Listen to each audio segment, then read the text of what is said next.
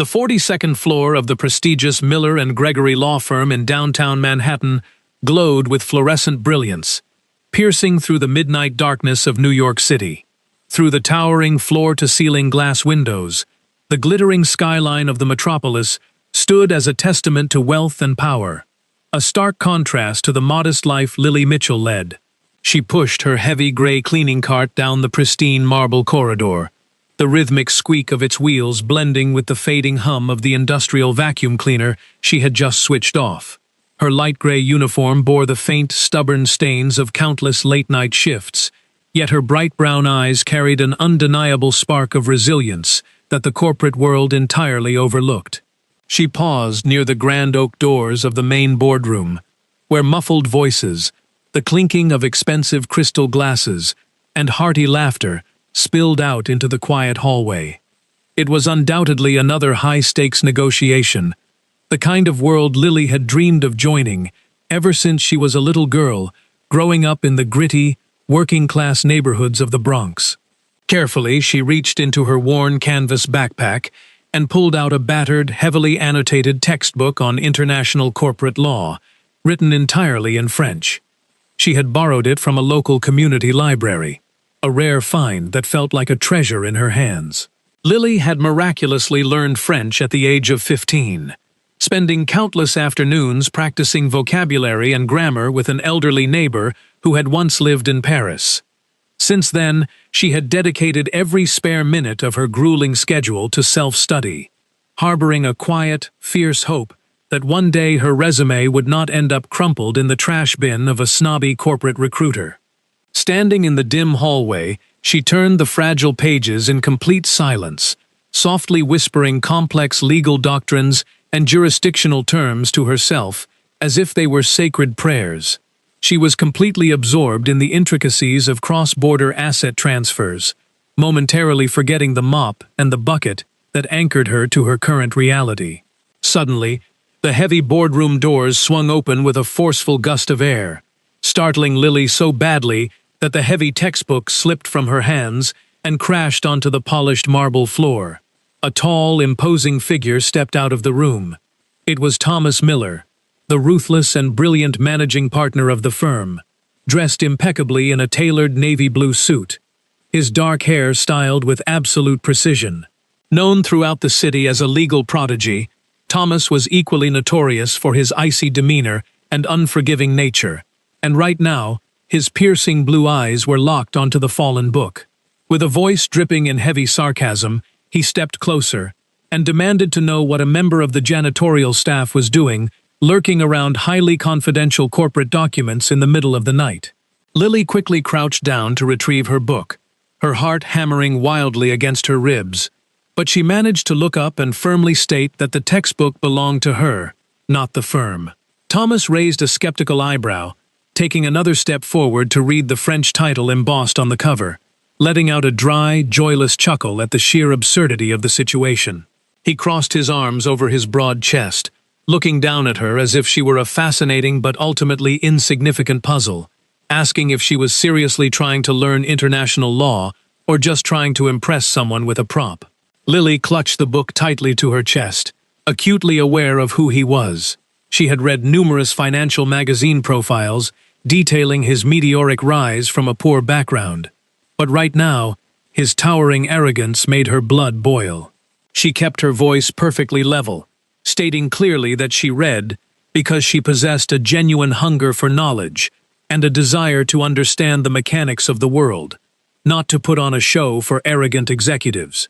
Thomas seemed genuinely intrigued by her defiance, his lips curving into a mocking smile as he challenged her to prove her supposed brilliance by stepping into the boardroom where his senior partners were struggling with a complex European merger. He gestured toward the open door, daring her to cross the threshold, an invitation that was clearly a trap meant to humiliate her and put her back in her place among the mops and buckets. Lily felt a cold chill wash over her, knowing it was strictly against building protocol to enter an occupied meeting room, but the sheer disrespect in his eyes ignited a fiery determination within her soul. Taking a deep, steadying breath, Lily marched into the luxurious boardroom, gripping her textbook like a protective shield against the overwhelming scent of expensive cologne, aged scotch, and palpable corporate tension. 7 highly paid attorneys in designer suits sat around a massive mahogany table strewn with thick, confidential contracts, half-empty wine bottles, and discarded takeaway containers from an upscale restaurant. An older, balding partner named Gregory was loudly complaining about a specific set of clauses regarding a French client. But Thomas raised a hand to silence him, announcing with a mocking sneer that they had a resident expert joining them. He tossed a dense, text-heavy page of the contract across the table toward Lily, commanding her to translate the impossibly small print on the spot if she truly was as intelligent as she boldly claimed to be. Soft chuckles and dismissive headshakes rippled through the room as the wealthy lawyers stared at her, treating her like a bizarre form of midnight entertainment brought in for their personal amusement. Lily was trembling, not from intimidation or fear, but from a profound, righteous anger. She set her book down, picked up the document, and began to read aloud with flawless pronunciation and a steady, authoritative rhythm. She flawlessly translated Clause 14.2, explaining that the parties agreed to transfer asset control within 90 days of signing, provided full payment was completed before the absolute deadline. But then she abruptly stopped. Silence descended upon the sprawling room as she looked directly into Thomas's eyes, confidently declaring that the Spanish and English translations provided by their highly paid consultants were dangerously flawed compared to the original French text. She pointed to the microscopic fine print, explaining that the original text mandated a devastating 20% penalty and asset forfeiture if the payment was delayed, whereas the translated version completely omitted the massive financial penalty. If they signed the document as it was, she warned, the firm's client would stand to lose tens of millions of dollars in the event of a default, a revelation that caused Gregory to turn ghostly pale and snatch the paper from her hands. Thomas stood frozen, his mocking smirk entirely vanishing, replaced by a complex mixture of utter shock, deep frustration, and a begrudging, undeniable sense of professional respect for the woman in the gray uniform. Refusing to wait for their gratitude, Lily calmly picked up her cleaning cart and walked out of the room, leaving the most powerful men in the city sitting in stunned, humiliated silence as she returned to her honest labor. The soft, ambient glow of the computer monitor illuminated Thomas Miller's sharp features, casting long shadows across his firm jawline and the dark circles of exhaustion that rested heavily beneath his piercing eyes. His expansive office on the 42nd floor was a sanctuary of silent elegance, outfitted with dark walnut furniture, plush leather seating, and towering walls lined with centuries of legal precedents and leather-bound statutes. The antique grandfather clock in the corner softly chimed 2 o'clock in the morning, but sleep had never been a reliable companion to him. He was a man driven by relentless ghosts. Growing up in the unforgiving, salt-stained streets of a dilapidated coastal town in New Jersey, Thomas had learned early on that rest was a luxurious commodity, reserved only for the wealthy and the complacent. He stared intently at the screen, where an employee personnel file bearing the name Lily Mitchell remained open. He had demanded the document from Human Resources the very second the boardroom had cleared out. He could not pinpoint exactly why her file fascinated him so much. Perhaps it was sheer curiosity, or perhaps it was the hauntingly familiar defiance in her brown eyes that refused to leave his racing mind. He leaned closer to the monitor, his eyes scanning the digital text as he muttered her age, 25 years old, into the desolate silence of his cavernous corporate office. According to the records, she had graduated with highest honors from the City University of New York, boasting a flawless academic record. Yet her file completely lacked the prestigious master's degrees or letters of recommendation from elite politicians that usually flooded his desk. Instead, her employment history was a long, grueling list of minimum-wage survival jobs, working as a late-night diner waitress, a part-time French tutor for children, and now a commercial cleaner for his towering firm. A sudden, deep frown creased his forehead as he scrolled down to a specific, flagged footnote in her background check that simply did not make any logical sense to his highly analytical brain. She had been universally accepted with a full, comprehensive scholarship to the incredibly competitive Columbia University Law School, but she had officially formally declined the offer, citing strictly personal and family matters. Thomas leaned back in his chair, whispering into the quiet room, wondering out loud what kind of person in their right mind would throw away a golden ticket to the Ivy League and a guaranteed path to immense wealth. Driven by a sudden, intense need to understand this enigma, he opened a new browser tab and searched for her name, eventually uncovering a sparse, rarely updated social media profile devoid of the usual vanity.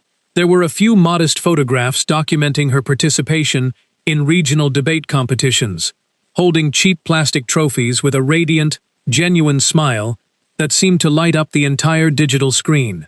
The most recent photograph, posted nearly 2 years ago, showed Lily standing tightly beside a frail, older woman whose physical resemblance made it unmistakably clear that she was Lily's beloved mother.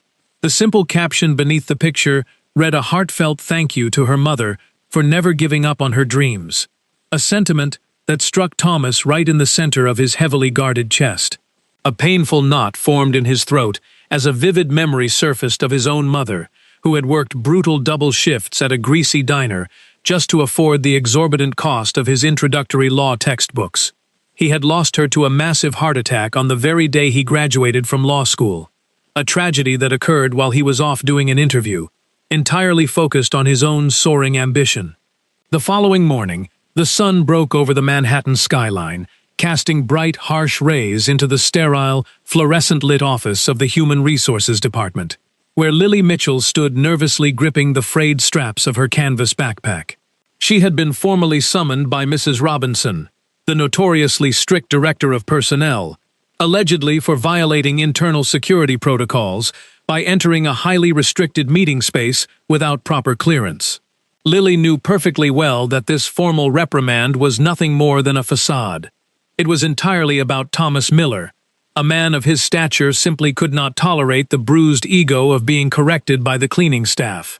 Taking a deep, fortifying breath, she pushed the door open and stepped inside the frosty room, immediately noticing that Mrs. Robinson was seated rigidly behind her desk, a thick file resting ominously before her. Thomas was also present, standing silently by the large window with his hands shoved deep into his expensive trouser pockets, staring out at the city below with an expression carved from unyielding stone.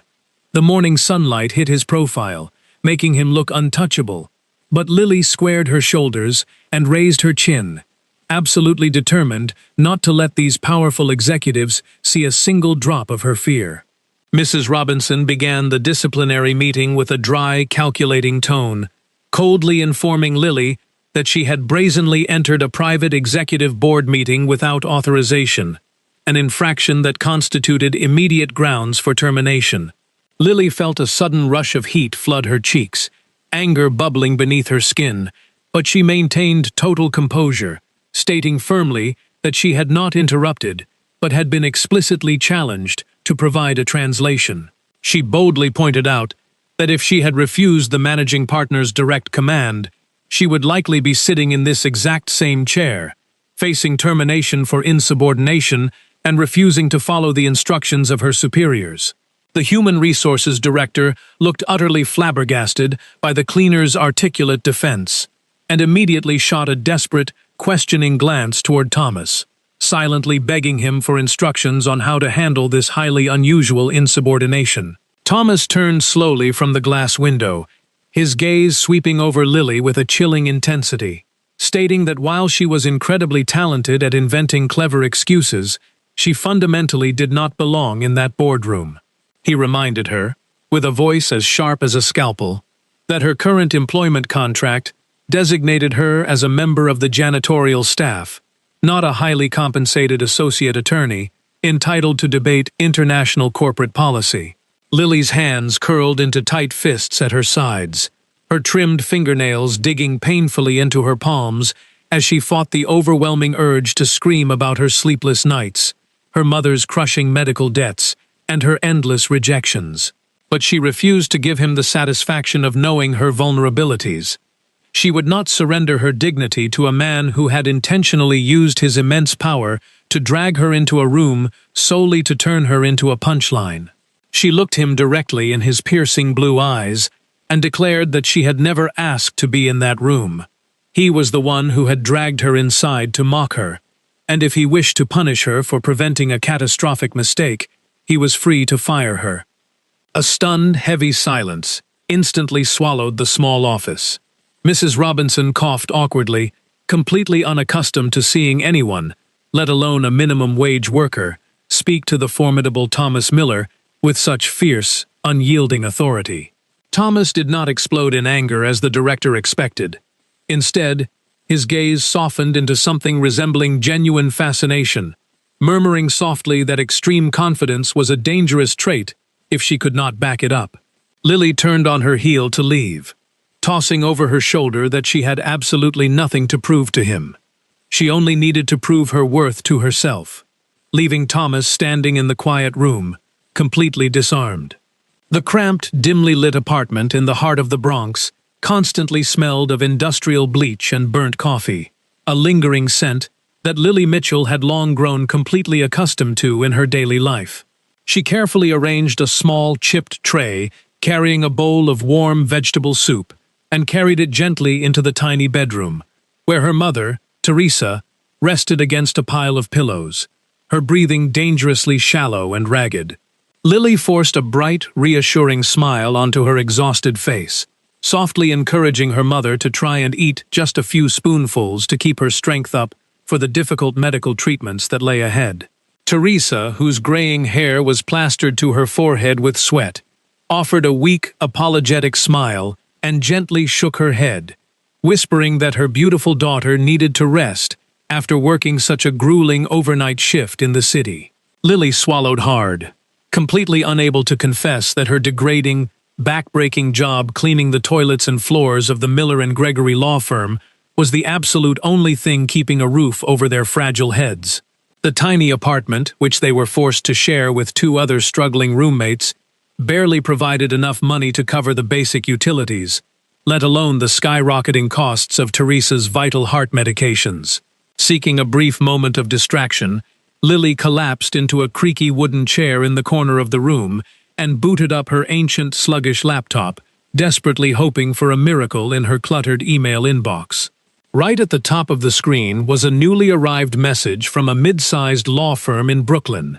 The subject line read, with the painfully familiar, overly polite corporate phrasing, thanking her for her time and interest. She opened it only to read that they had once again chosen to move forward with a candidate whose background more closely aligned with their traditional expectations, marking the 7th consecutive rejection she had received that month alone. She closed the laptop with a heavy, defeated sigh. She had applied for every conceivable entry-level position at dozens of firms, ranging from a basic legal filing clerk to a paralegal assistant, but the results were always identical. She knew exactly what the rejections truly meant. Without a famous family surname, without networking connections at country clubs, and without an Ivy League degree, her phenomenal intellect and self-taught expertise were completely invisible to the wealthy gatekeepers. She stared out the smudged window at the bustling, indifferent streets of New York, remembering her brilliant days in college, when she possessed a blind, unwavering faith that hard work alone would eventually conquer the world's deep inequalities. Miles away from the Bronx, securely insulated inside his perfectly climate-controlled, elegantly decorated executive suite, Thomas Miller sat behind his massive desk, deeply engrossed in a highly confidential, privately commissioned background report concerning Lily Mitchell. His dedicated executive assistant had compiled a comprehensive dossier, detailing every aspect of her life. She lived in a low-income housing unit, shared a single bathroom with multiple strangers, and served as the sole caretaker for a mother suffering from severe heart failure. Thomas read the stark, depressing facts of her existence, tracing the timeline of her temporary jobs and medical debts. But then his eyes caught a sparkling anomaly buried in the grim details of her educational history. During her sophomore year at the public university, long before she dropped out of the traditional elite path, Lily had single-handedly entered and decisively won a prestigious national constitutional law debate, completely obliterating teams from the highest-ranked universities. Thomas slowly placed the thick manila folder down on his immaculate desk, a profound silence enveloping him as the overwhelming realization washed over his mind. This brilliant young woman was a diamond being ground into dust by sheer poverty. He reached for his sleek desk phone, his fingers moving with decisive purpose, and instructed his assistant to immediately block out his schedule and arrange a private, one-on-one meeting with Lily Mitchell before her evening shift began. Later that exact same afternoon, Lily received the abrupt notification from her cleaning supervisor that the managing partner demanded her presence in his private office immediately, causing a cold knot of dread to form in her empty stomach. She assumed that her bold defiance in the Human Resources Department had finally sealed her fate, and she marched toward the heavy mahogany doors of his suite, fully prepared to hand over her security badge and uniform. A deep, authoritative voice granted her permission to enter, and she stepped into the magnificent room, instantly overwhelmed by the scent of rich leather, freshly brewed artisanal coffee, and the breathtaking panoramic view of the surrounding skyscrapers.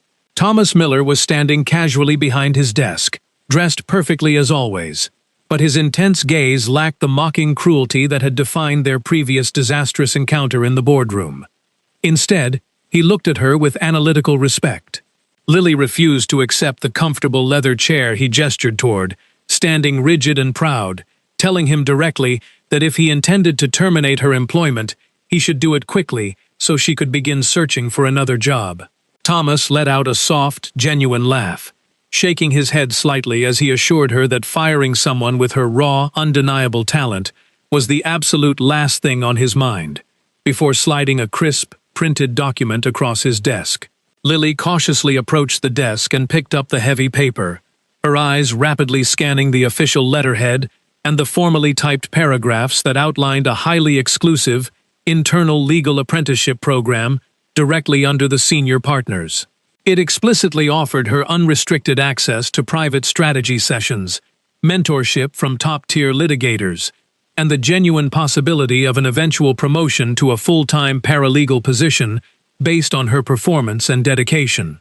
It was, in every conceivable way, the exact miraculous opportunity she had been desperately praying for.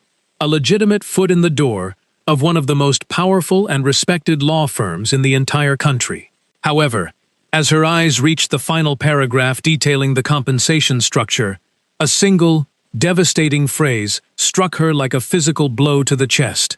The apprenticeship was designated as an entirely unpaid, educational opportunity.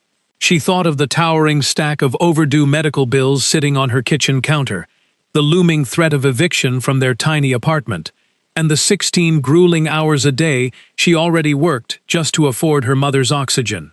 With a heavy heart but a steady hand, she placed the precious document back onto his immaculate desk, looking him squarely in the eye, and quietly but firmly stated that she could not accept the offer. A deep frown instantly creased Thomas's forehead, his confusion evident as he leaned forward, demanding to know how she could possibly reject an elite opportunity that thousands of recent law school graduates would literally kill to possess. Lily did not waver under his intense scrutiny, her voice ringing with absolute clarity, as she explained that she was fully aware of the value of the offer, but she could not survive on charity thinly disguised as professional opportunity. She told him bluntly that if this prestigious firm believed her hard work, brilliant legal mind, and endless hours of dedication were worth $0, then they fundamentally did not respect her as a human being. Thomas walked slowly around the enormous desk, closing the physical distance between them, his voice dropping to a low, intense register as he asked if she truly believed he was simply wasting his precious time for his own amusement. Lily met his gaze without flinching, stating that she did not hate him, but she absolutely loathed the systemic reality that forced brilliant, impoverished people to beg for basic survival from wealthy men who had forgotten what hunger felt like. She turned her back on the most powerful man she had ever met and walked out of the luxurious office, leaving Thomas completely speechless, deeply shaken by the undeniable truth of her words and the immense strength of her character. The sprawling metropolis of New York City was swallowed by the thick, heavy shadows of the night as Lily Mitchell reported for her cleaning shift, her mind still aggressively swirling with the chaotic events of the afternoon. She pushed her cart through the silent corridors of the 42nd floor, vigorously scrubbing the marble tiles to physically channel the immense frustration and lingering sadness of having to reject her only real chance at a legal career. As she passed by the main conference room, she noticed the door was slightly ajar, and the distinct, arrogant voice of Gregory, the senior partner, echoed into the hallway as he confidently negotiated a complex joint venture with a foreign entity. She heard him clearly state, Clause 9.3, confidently assuring the clients that both parties would share the severe financial risks equally in the event of a sudden market downturn or catastrophic supply chain failure. Lily froze in her tracks, her sharp memory instantly recalling that exact legal phrasing from her extensive French studies. The term they were using did not translate to an equal division of risk, but rather full liability for the primary investor. Driven by a moral obligation she could not suppress, she pulled out her cheap, cracked smartphone and quickly drafted a highly detailed, professional email to Thomas Miller, explaining the catastrophic mistranslation and warning him of the impending disaster. Inside the tense, brightly lit conference room, Thomas sat quietly at the head of the long table, expertly managing the aggressive demands of the foreign investors, while Gregory continued to boast about the strength of the contract. Suddenly, his phone vibrated against the polished wood. Glancing down, he saw an urgent email notification from Lily Mitchell, and despite the high stakes of the meeting, his profound curiosity forced him to open and read the message immediately. His blue eyes widened slightly as he absorbed her flawless legal analysis of the liability clause, realizing in a fraction of a second that Gregory's utter incompetence was about to expose the entire firm to hundreds of millions in potential damages. Without uttering a single word of apology to the confused clients, Thomas abruptly stood up, snatched the master copy of the contract from Gregory's trembling hands, and demanded an immediate, emergency recess to review a critical structural error. He pulled Gregory into the soundproof glass hallway, shoving the smartphone into the older man's chest, furiously demanding to know why a member of the overnight cleaning crew possessed a better grasp of international corporate liability than a senior partner. The following morning, the atmosphere on the 42nd floor was thick with toxic gossip and barely contained outrage, as word rapidly spread that the invincible Gregory had been humiliated and corrected by the young woman who emptied his trash cans. When Lily arrived at the Human Resources office to collect her weekly supply schedule, she was met by a smirking Sarah, a fiercely competitive senior associate, and Thomas's bitter former girlfriend, who had clearly been waiting specifically to ambush her. Sarah, draped in an incredibly expensive designer dress and towering heels, casually leaned against the doorframe, mockingly congratulating Lily on her sudden, meteoric rise from scrubbing toilets to offering unsolicited, amateur legal advice to the executive board. With a voice dripping in pure venom, Sarah handed Lily a newly printed daily schedule, gleefully informing her that the executive committee had voted unanimously to reassign her duties to the firm's deep, forgotten subterranean basement archives permanently. Lily felt a suffocating lump form in her throat. The basement was a notoriously damp, isolated dungeon, filled with decades of rotting paper and broken furniture, traditionally used by the firm as a cruel psychological punishment to force unwanted employees to quit. True to her unbreakable nature, Lily refused to give Sarah the immense satisfaction of seeing her cry or beg for mercy. She snatched the schedule from the cruel lawyer's hands, grabbed her cleaning supplies, and marched proudly toward the freight elevator. The basement was exactly as horrifying as the rumors suggested, a cavernous, windowless labyrinth illuminated only by flickering, dying fluorescent tubes, smelling strongly of toxic black mold, decaying cardboard boxes, and the crushing weight of total isolation. For hours, she worked in total silence, methodically organizing the chaotic stacks of ancient case files and furiously scrubbing the grime from the concrete floors, treating the degrading punishment as simply another brutal obstacle to overcome in her difficult life. She thought of her mother, Teresa, fighting for every single breath in their tiny Bronx apartment, and reminded herself that her pride was an absolute luxury she simply could not afford when her family's basic survival was constantly on the line. Despite the overwhelming darkness of the basement and the deliberate cruelty of the wealthy lawyers, Lily's spirit remained fiercely unbroken. She mentally reviewed complex legal statutes as she worked, transforming the miserable dungeon into her own private classroom. Up in the pristine, sunlit heights of the executive floors, Thomas Miller had just concluded a grueling conference call when his assistant nervously entered the office, hesitantly informing him about Lily's abrupt and punitive reassignment to the basement archives. A dark, terrifying fury instantly washed over Thomas's face. He fully understood that Sarah and Gregory had orchestrated this petty, vindictive move, not just to punish Lily, but to publicly undermine his authority and embarrass him in front of the firm. He bypassed the telephone completely, marching directly out of his office and down the long hallway, throwing open the heavy doors of the main boardroom where the senior partners were casually enjoying a catered, luxurious corporate luncheon. Standing at the head of the table, his voice trembling with barely controlled rage, Thomas demanded to know exactly who had authorized the exile of the only person in the entire building who had actually saved the firm from absolute bankruptcy. Gregory shifted uncomfortably in his expensive leather chair, muttering pathetic excuses about maintaining proper office hierarchy and preventing the chaotic blurring of professional boundaries, while Sarah simply sipped her sparkling water with a smug, highly irritating smile. Thomas slammed his hands violently down onto the mahogany table, shattering the comfortable silence, declaring loudly that if the senior partners were genuinely terrified of a brilliant 25-year-old cleaner, then the firm was already completely dead. He announced, leaving absolutely no room for debate. The immediate creation of a fully funded, highly paid legal fellowship program explicitly designed for non-traditional candidates, and stated that Lily Mitchell would be its very first official recipient. Without waiting to hear their outraged protests, he turned on his heel and took the long elevator ride down into the gloomy depths of the basement, finding Lily covered in dust, aggressively wrestling with a broken filing cabinet.